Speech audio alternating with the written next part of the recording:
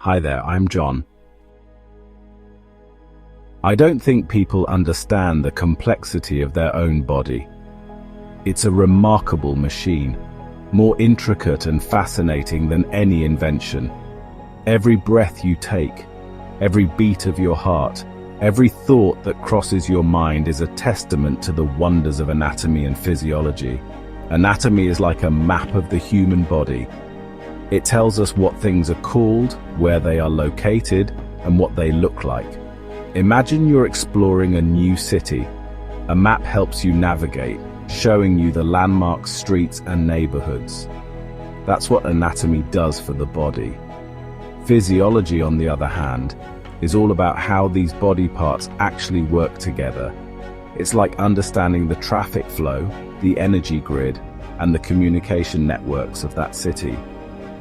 Together, anatomy and physiology unlock the secrets of how our bodies function, adapt, and keep us alive.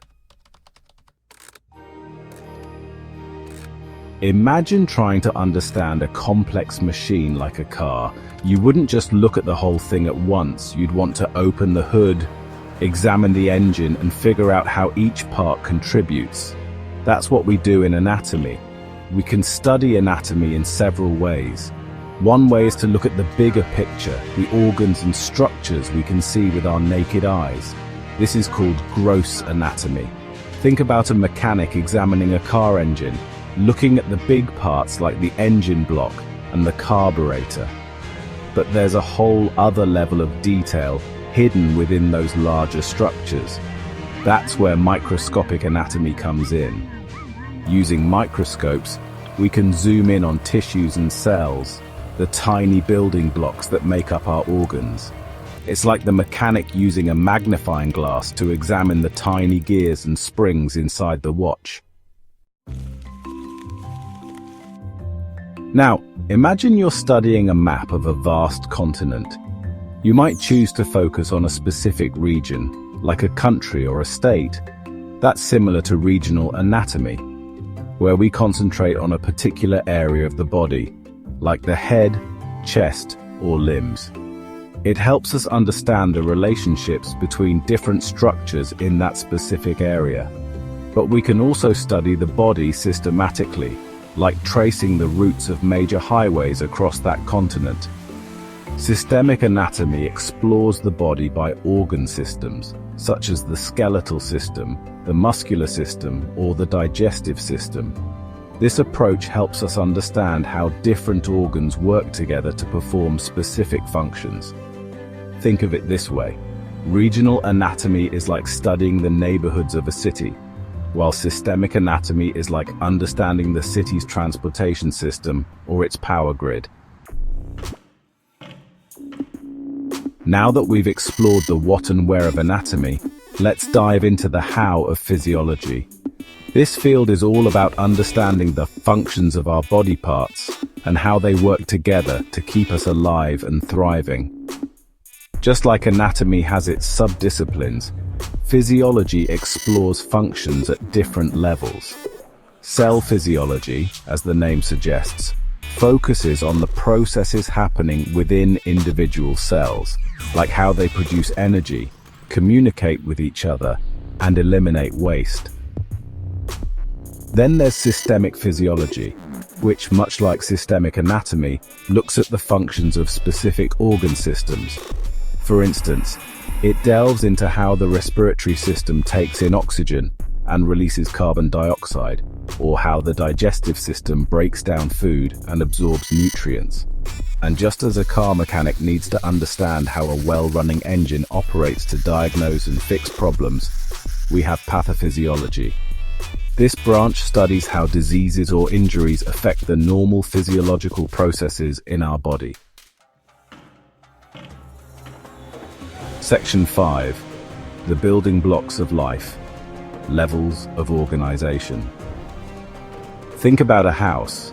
It's not just a random collection of bricks, wood, and wires. It's built with a clear structure, from the smallest components to the finished building. Similarly, our bodies have different levels of organization, each more complex than the last. At the most basic level, we have atoms, the tiny building blocks of matter. Atoms combine to form molecules like water, proteins, and DNA, which are essential for life. These molecules then assemble into even larger structures called organelles, which carry out specific functions within our cells. Cells, as we've discussed, are the basic units of life. They come in various shapes and sizes, each specialized for a particular task. Groups of similar cells working together form tissues, like muscle tissue, nervous tissue, and connective tissue. Moving up the ladder, we have organs, which are made up of different tissues working together for a common purpose. For example, the heart is an organ composed of muscle tissue, nervous tissue, and connective tissue, all collaborating to pump blood throughout the body. Finally, several organs working together form an organ system, like the circulatory system or the digestive system. And all these organ systems, beautifully interconnected, make up the complete organism, you. Section 6. Maintaining balance, the body's balancing act. Imagine you're walking a tightrope. To stay upright, you constantly make tiny adjustments to your balance. Our bodies perform a similar balancing act every second, maintaining a stable internal environment. This is called homeostasis. Think of it as our body's comfort zone. Cells need the right temperature, pH, and nutrients. Homeostasis keeps these conditions stable. Our bodies use negative and positive feedback. Negative feedback is like a thermostat. It reverses changes to maintain balance. Positive feedback amplifies changes, like forming a blood clot to stop bleeding.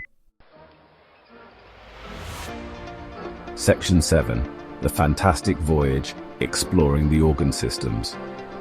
Our bodies are like bustling cities, with different systems working tirelessly to keep everything running smoothly. We have 11 major organ systems, each with its own unique set of responsibilities. The integumentary system, our outermost layer, acts like a protective barrier. It includes our skin, hair, and nails, shielding our internal organs. The skeletal system provides structure and support. It consists of our bones, cartilage, and joints, allowing us to move and protect our vital organs. Muscles are the engine of movement, making up the muscular system.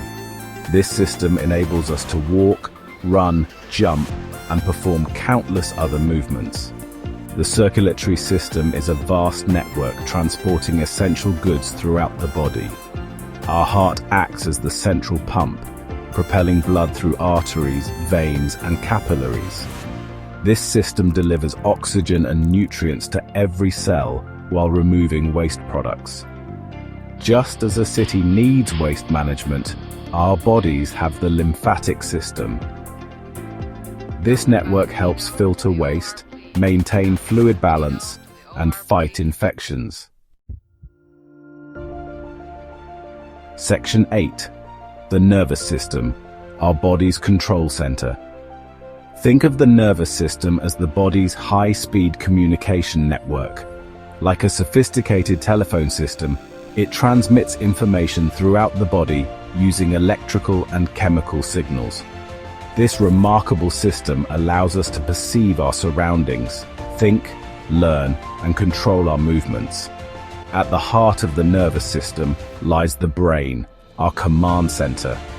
This incredibly complex organ processes sensory information, controls our thoughts, emotions, and behaviors, and coordinates the functions of our other organs. Extending from the brain is the spinal cord, a long, delicate bundle of nerves that runs down our back. Think of it as the main cable connecting our brain to the rest of our body. Nerves branch out from the spinal cord, reaching every corner of our body and relaying messages back and forth between the brain and our organs. The nervous system plays a crucial role in our senses, allowing us to experience the world around us. Our eyes, ears, nose, tongue, and skin contain specialized receptors that detect light, sound, chemicals, and pressure. These receptors convert these stimuli into electrical signals, which are then transmitted to the brain for interpretation. Section 9. Why understanding our bodies matters. Learning about anatomy and physiology isn't just for doctors and scientists. It's about understanding ourselves, the incredible machines we inhabit. By delving into the intricacies of our bodies, we gain a deeper appreciation for the miracle of life and the interconnectedness of all living things. Understanding how our bodies work empowers us to make informed decisions about our health.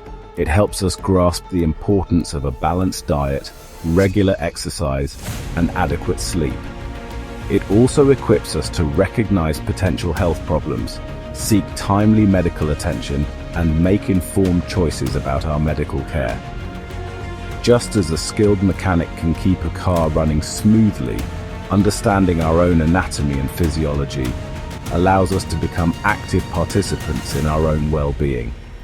It's a journey of lifelong discovery, revealing the wonders of our inner world and inspiring us to cherish and care for these amazing bodies we call home.